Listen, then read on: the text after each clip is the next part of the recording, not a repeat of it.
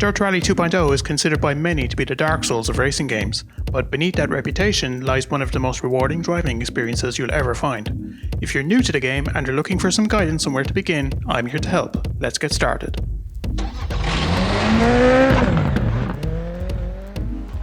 Hey everyone, hope you're all doing well today. My name is PJ and today I'll guide you through your first steps in Dirt Rally 2.0. I'll be showing you the best place to start, providing some basic tips to get you underway, and then we'll finish with the next steps on your rallying journey. If you ever have questions about Dirt Rally 2.0 or any other racing game, you'll find me live on Twitch every Friday. The link is in the description. Also, if you find this video useful and you want to see more ways to get better at racing games, subscribe to the channel for more videos. But for now, let's get started. When you begin your journey in Dirt Rally 2.0, you were given a few starter cars for free, the Lancia Fulvia HF for rally events and the Opel Corsa Super 1600 for rallycross. Both of these are great beginner cars for a number of reasons. The first is that they're front-wheel drive.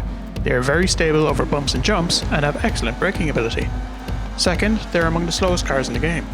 When you first play Dirt Rally 2.0, it can be easy to get overwhelmed when driving on narrow, bumpy roads with a co-driver providing instructions. These cars give you more time to think and plan ahead of upcoming corners. Finally, both of these cars have zero repair costs, so if you make a mistake or crash, you can quickly fix them up and get going again. I would recommend you do a few career championships in these cars as you get to grips with the game. You can also upgrade these cars to make them a little faster.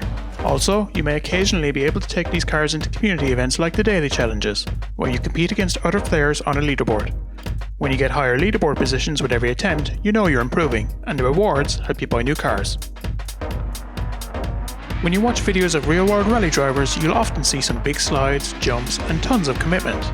This is just as spectacular in Dirt Rally 2.0, but more often than not, the best way to succeed is through a smoother, more reserved driving style.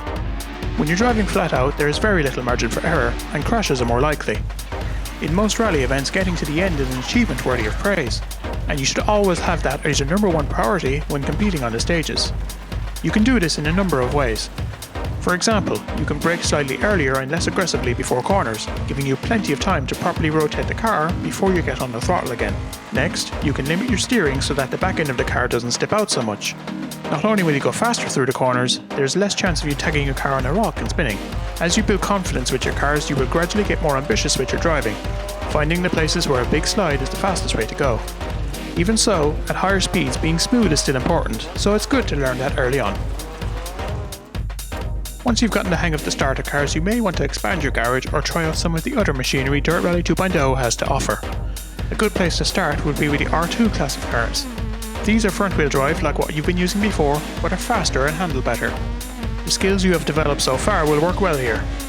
Following that, I would recommend the NR4/R4 class. These are all-wheel drive machines, the drivetrain most used in rally cars today. They combine the stability of front-wheel drive with the speed and agility of rear-wheel drive, and are a good entry point into Dirt Rally 2.0's more powerful cars. Finally, if you're after some rear-wheel drive action, the H2 class should be your first port of call. These are classic cars with not much power, but are very agile and a great learning platform. Rear-wheel drive cars are the toughest to master, but can also be the most fun when driven well. You can try out every car in the game in time trial. Here, you don't need to worry about paying for repair bills, which makes it a good place to practice more advanced techniques. Before you set off on the stages, here are some odds and ends that I feel would be good to know. In most rally events, you have the option to use different tyre compounds. Soft tyres are the fastest because they provide a ton of grip, whereas medium and hard tyres last longer. I would recommend using soft tyres most of the time, only switching to medium if you have multiple long stages to do before the next service area. Hards are rarely used at all.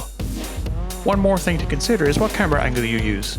The chase camera is what you may be used to from other games, following the car as you drive.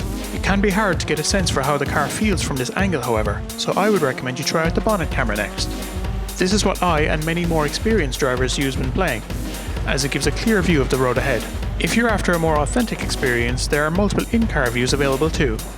Ultimately, there is no best camera, everybody will have their own preference on which one feels right. My final tip is a simple one, just enjoy the journey.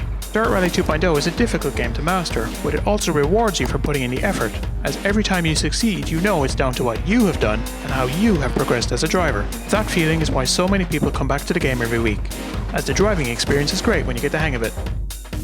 If you're looking for more tips on how to get better at Dirt Rally 2.0 and other racing games, I have several guides available. Check out the playlist on the right to get started. Also, if you want to see more videos like this, you can subscribe, which helps the channel grow. Have a great day and good luck out there on the road.